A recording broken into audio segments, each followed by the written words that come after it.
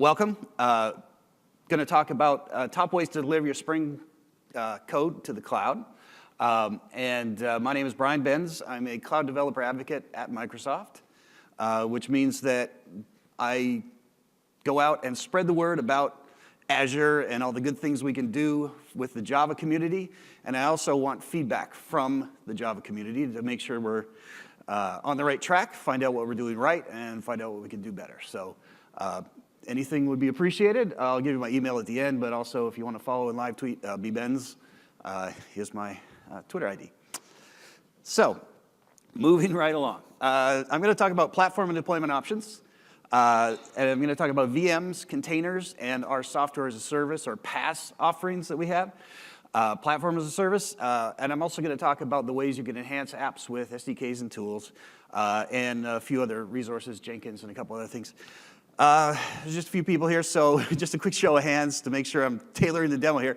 How many people work with containers, Docker? Okay, 1, all right. 2, all right.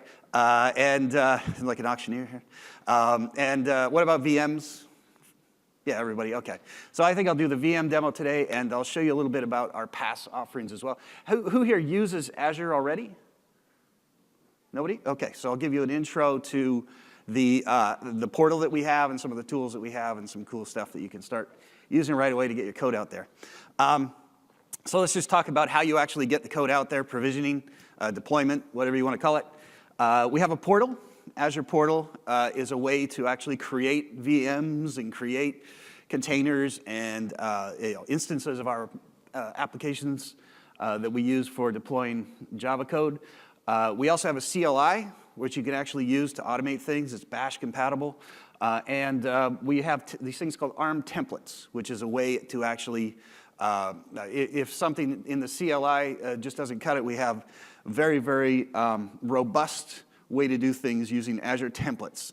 In fact, our Cloud Foundry marketplace entry, we have this thing called a marketplace where you can go and get items, and our Pivotal Cloud Foundry entry in the marketplace uses templates. So when you actually buy that Cloud Foundry instance, it goes out, it runs some templates, and deploys things out to the cloud for you. So how many people here use, I see a Mac. Is that a Mac? Yeah, okay. How many people use Mac or Windows? It doesn't matter, I just want to know. Okay, so Mac, okay. So Windows, okay. All right, so 3 Windows and a couple Macs. Cool. Basically, all this stuff I'm going to show you, I've got a Windows machine, but it can run on a Mac too.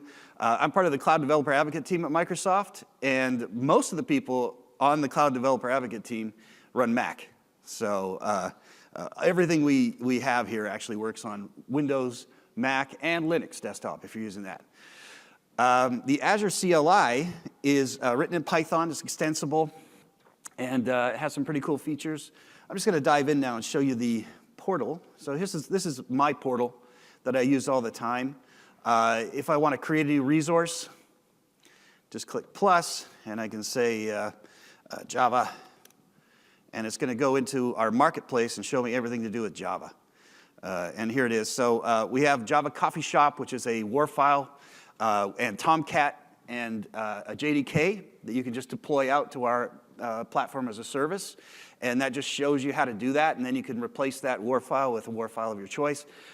We also have, when it says over here on the right, over here on your right, where it says web and mobile, that's actually our platform as a service. Where it says compute, those are VMs. So we have virtual machines. 40% of our virtual machines on Azure, more than 40% are Linux. Mostly Ubuntu, but we have a lot of Linux background, a lot of Linux expertise now. We're contributors. Actually, sometimes people are surprised to find out that not only that we have Linux VMs, that we have so many. But yeah, so these are images that you put on VMs. In this case, they use, it's a Bitnami image. In this case, I just clicked on JRuby. It's a JRuby stack. It's got Tomcat, MySQL, JRuby, and everything pre-configured. You can just grab this image. It's free. You get charged for consumption. but the actual image itself is free. So it gets you up and quick on JRuby. And we literally have hundreds of these images out there ready to use. So everything you can do on the portal, so if I want to actually create a JRuby, just as for an example, just click on it and click on Create, and it's actually going to create that image. And you can scale it up. I'll talk about that in a minute. So the other thing we have is a CLI. We have several ways to do the CLI. No big surprise that you can do it from the command prompt. So AZ is the command you use, and that fires up our CLI. The CLI itself runs and can create and manage pretty much every service that we have, including virtual machines, platform as a service, networks, our Cosmos DB database, which I'll talk about a little bit later. We have MySQL services, Postgres services as well. They're all available to be created through the CLI. So if you've already invested a lot in bash scripts, for example, you can use those investments through our CLI. So that's the command prompt. We also have, and this is, how many people have heard of bash of Windows? Okay, a few. So of course, if you're running a Mac, you just fire up you add the CLI through yum, and you can just install it that way. If you're a Windows, you can use this one as well. So we have this. It's bash of Windows. It's Ubuntu, full Ubuntu running inside of Windows. And it's got grep, it's got all the things that you're used to. But it also has the Azure CLI, so you can actually integrate your apps, the scripts you already built, and the apps that you've deployed using the CLI. Maybe you use SCP or something like that, or SSH. You can actually integrate this, so you can create a VM, do a few other things with it. And I'll show you what you can do with it later. One other cool thing, let me go back to the portal real quick. Something else you can do with this. I just clicked on this little icon up here on the right, and it's actually creating a Cloud Shell for me in my portal. And this is kind of nice because you don't actually have to install anything on your local machine. It will fire this up. The Cloud Shell has 5 gigs of persistent storage included with it that you can use to put your own tools and batch files and things like that, shell scripts, store them in there. What this is actually a container. It's going to fire up a container, and that's running our Azure Shell, which is a full bash compatible image in a container. You can run on Azure as well. You can use the full Azure CLI, so we have the full AZ here. One other nice thing, CF. We've actually pre-installed CF on here too, so Cloud Foundry CLI is on there as well. And there's a few other tools as well. But there's a full running instance of Ubuntu, basically, in a container that you can access through here. There's also an app for the iPhone and Android. You get this full functionality. You can use the portal. You can also use this. I've actually done that before. I've actually created a VM on an airplane just because I could from 30,000 feet. Created a VM and then SSH'd into it. So that's kind of nice. So what can you do with all this stuff? So I can go into the portal and I can create a new virtual machine. No surprise there. But let me show you some of the other stuff you can do. Did you guys see, how many people saw Eric Gamma's keynote with Visual Studio Code, VS Code? Okay, everybody. All right, good. Cool. Well, I'm not going to go into that in too much detail, but I use VS Code for my CLI editing as well, and that's what this is right here. If you do a .az CLI as a file extension, it actually enables autocomplete and stuff for the Azure CLI. And you could do this control backtick, and you actually get the CLI here too. So there's really no excuse for not having the CLI. If you have Visual Studio Code installed, or if you use the portal, or install the CLI from apt-get in Linux or yum with Mac, it's everywhere now. So you can actually access this from everywhere. You can also debug these locally using the using VS Code as well. Anyway, let me get back to my script. So what I did here, what I'm going to show you is the bare bones, absolute simplest way that you can deploy your Java Spring code to Azure. And with that, I just use some bash commands and the Azure CLI. So I've got this app here, which is basically the Spring Boot to-do app that Eric Gamma showed you this morning. I've modified it a little bit. Instead of using Cosmos DB, it uses our MySQL service. That's all. So on the back end, I use MySQL. And then what I did is I actually, you run Maven to compile it, and then you run Java to actually run the application locally. And then if I want to plug it into a VM on the cloud, I've already done some of this because I've only got 30 minutes, so I'm compressing for time. But so you do a login to the CLI. By the way, if you're in the portal already, you're logged into your account, so it actually knows who you are. But otherwise, if you're on a local machine, you have to log into the CLI. Then you have to create something called a resource group, similar to a AWS security group, if you're familiar with those. Basically, it's a way of grouping like resources together, and you can delete all those resources at once or manage them for billing and things like that. So you have to do that first for everything you do in Azure. You create a resource group. In this case, I just called it BB MySQL VM demo, and then I create the VM. This is the command for creating the VM, and I used a specific image just because I could. You can also just use the latest Ubuntu image if you want to, but I wanted to show you that you can actually use very specific images. You can get those from your own storage. In this case, Azure has storage that you can pull those from, so if you specify an image, it'll pull it for you. And the very important command there, generate SSH key.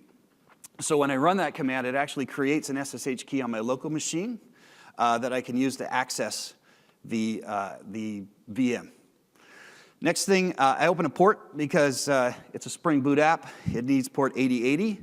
And then after that, I can basically go in to my VM if I want to.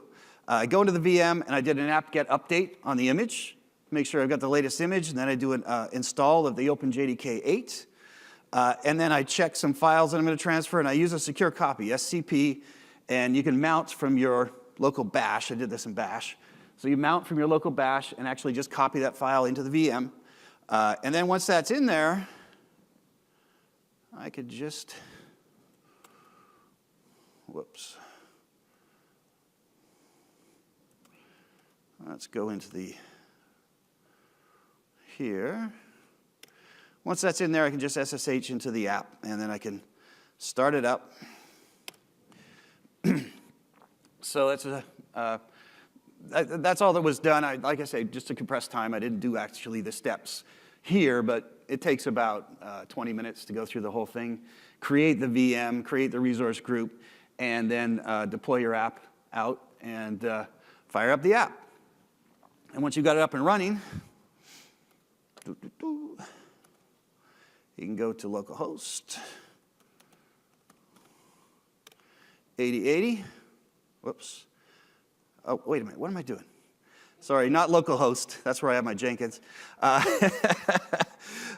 want to go to the actual VM. Duh. Yeah, normally I should go to localhost and show people how it works. There. There it is. So this is actually running on MySQL. I can create a new task, demo at SpringOne, and then demo. And add the task,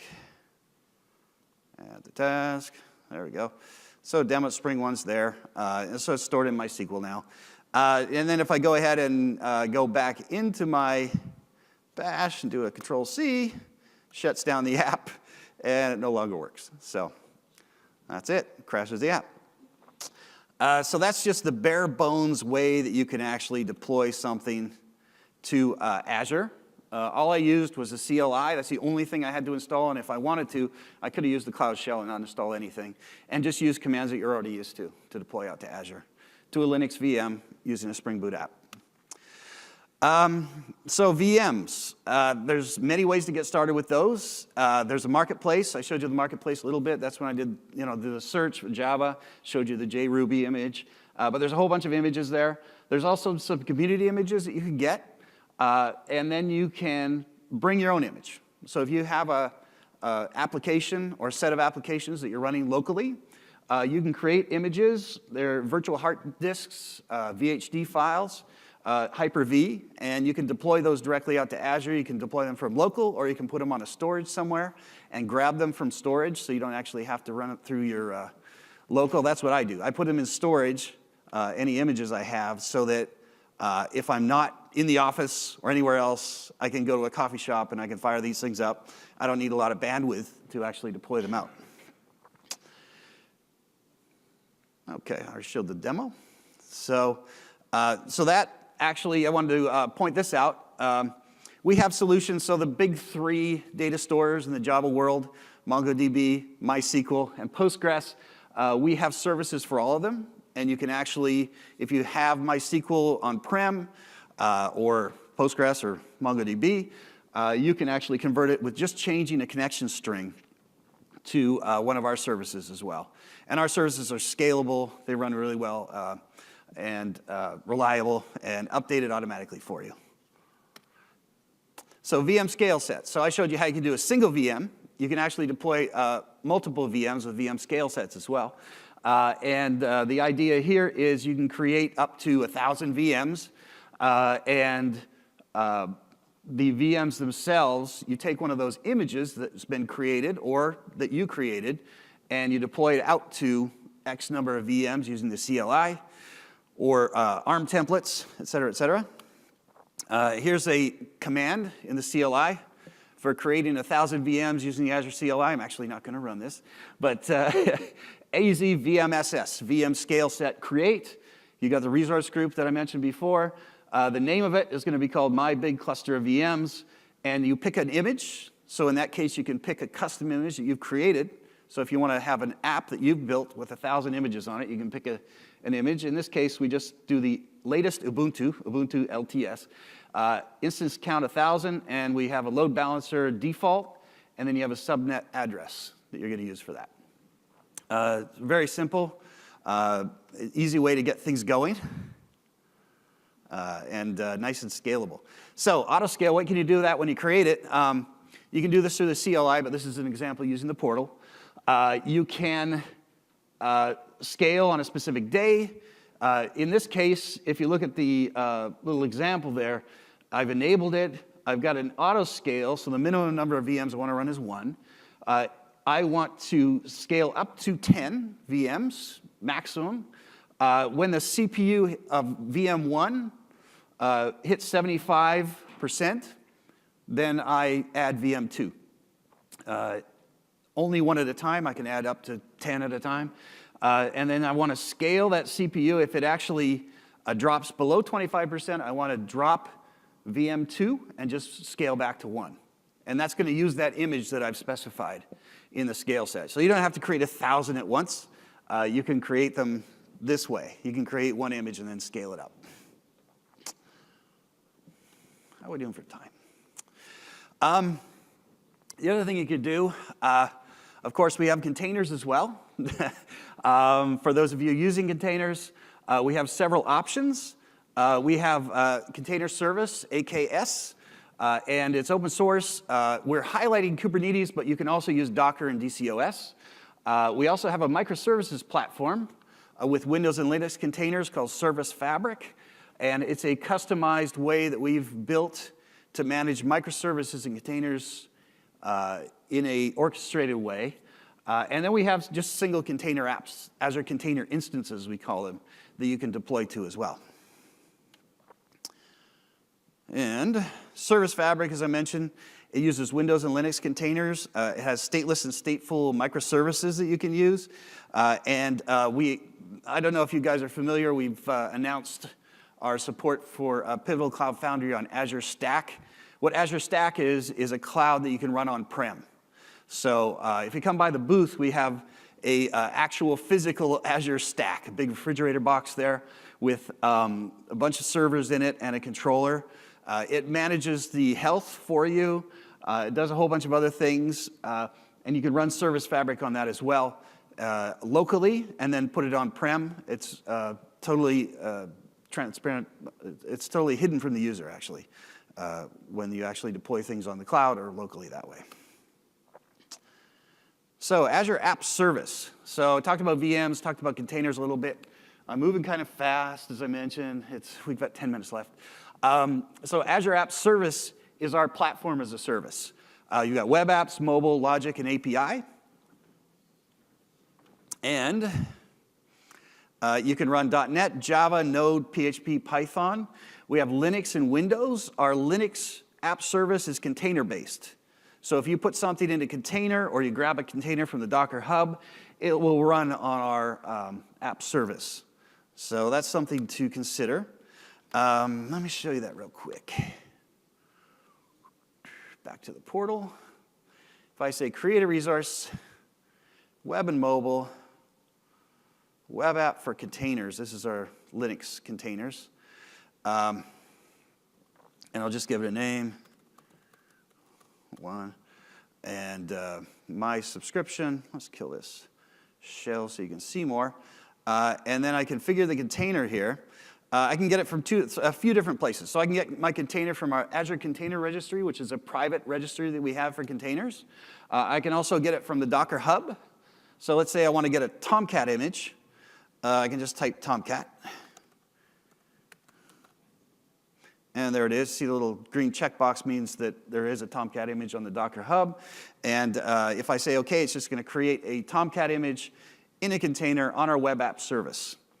And then you can go to a private registry as well. As long as it's URI accessible, you can use SSH or passwords to get into your own private server and get your container that way as well. So there's several ways to get the container. We have our own Azure Container Registry that you can use. If you have a private registry on another platform, it could be on AWS, could be anywhere, you can go and grab it as long as it has a URI available. So what can you do with this once you get it created? Let me show you. I've got a bunch of these already. So let me go back to my dashboard. Yep, that's OK. And where's my Tomcat app?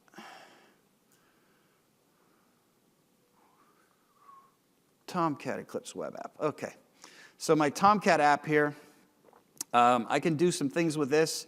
Similar to the VM scale sets, I can scale this up. I can scale it out. I can enable Autoscale here. And what it's going to do is similar to the instances we had before with a percentage. So you can scale a specific instance count, or you can scale based on a metric. So it can be over 75%, just like the scale set for VMs. Then it would create a new VM. In this case, it creates a new instance. For Linux, it creates a new container using the container you're using. And you can scale it out that way. So that's just a little bit about app service.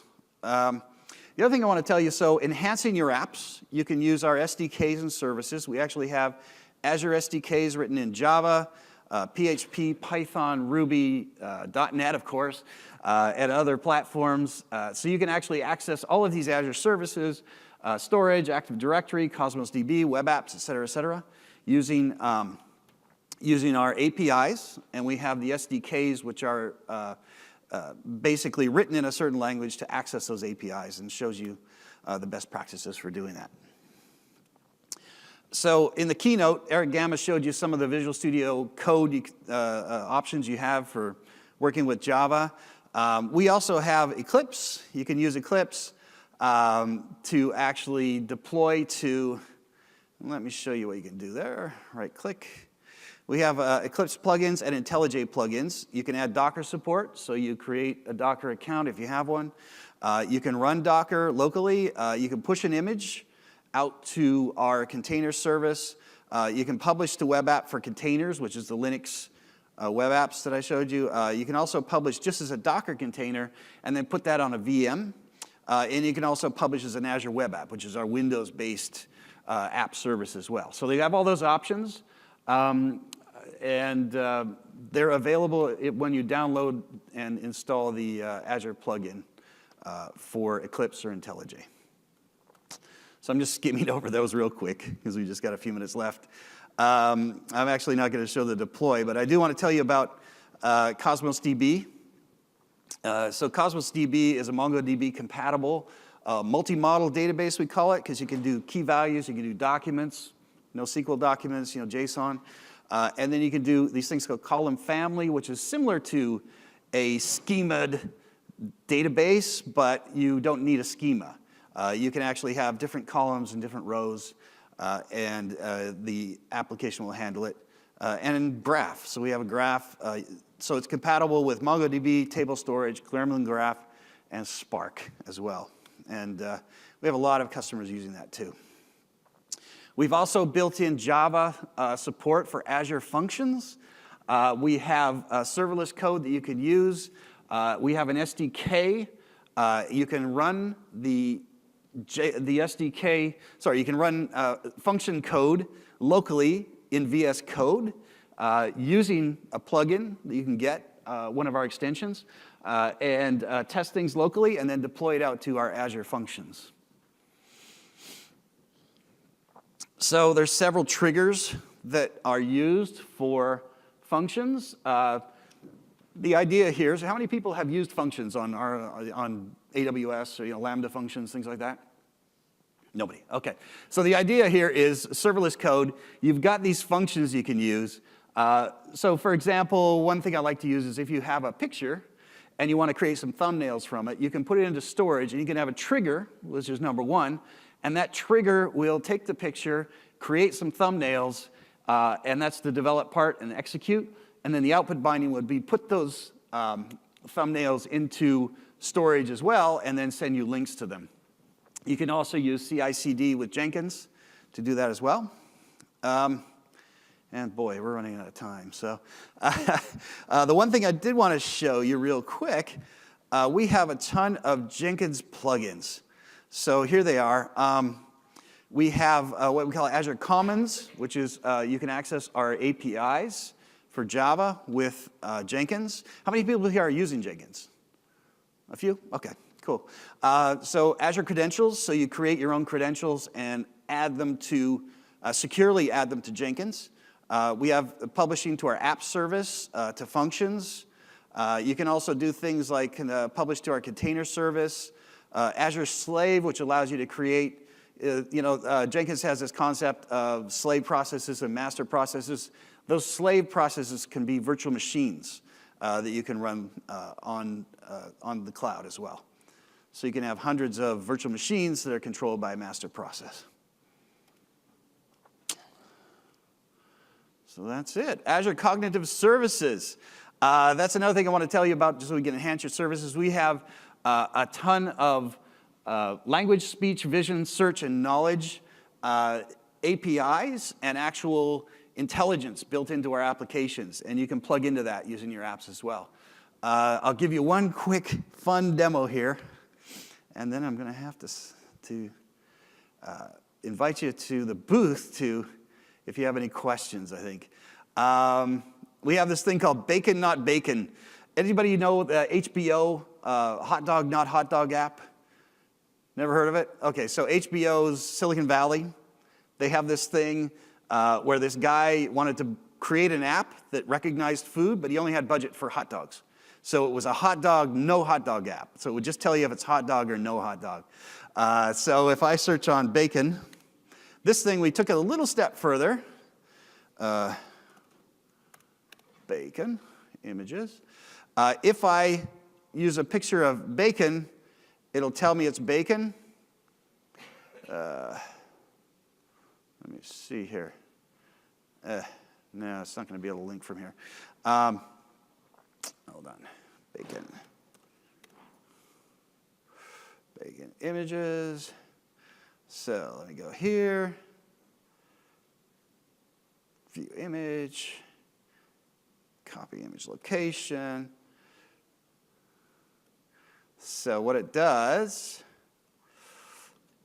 it actually recognizes bacon. And oh, never mind. It's not going to work. It's because it has that big long thing there. Well, let me see if I can find one.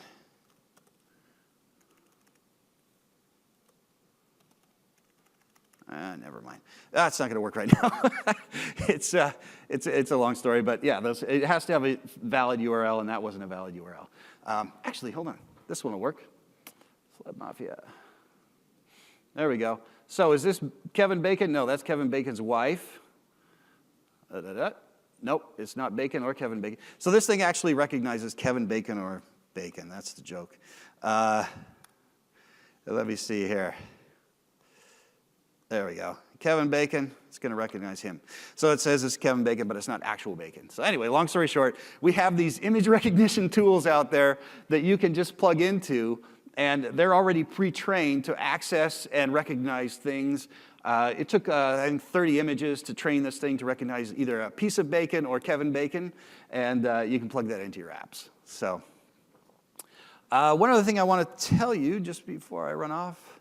Other sessions, so we've already had a few sessions. This afternoon at 3:20, Zhao Kai He and Chris Anderson are going to have a session on serverless apps in the cloud, debugging serverless apps in the cloud. And then tomorrow, Asar Selva Singh will have a longer session on rapidly developing, deploying, and scale Java cloud apps, and he's going to show you a lot more with VS Code, IntelliJ, Eclipse, and things like that if you're interested. And there's some links here. I'll share those in the slides later. And we don't actually have time for questions. It's 12:01. So if you want to drop by the booth, I think the other guys are probably going to want to get ready for their session in 10 minutes. But if you want to drop by the booth, it's just right out there, the Microsoft booth. I'll be happy to answer questions. So thank you.